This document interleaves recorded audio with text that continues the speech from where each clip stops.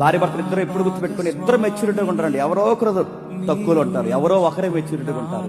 ఈ మెచ్యూరిటీ ఉన్నవారు మెచ్యూరిటీ లేని వాళ్ళని అర్థం చేసుకోవడమేనండి కాపురం. అదే కాపురం అంటే.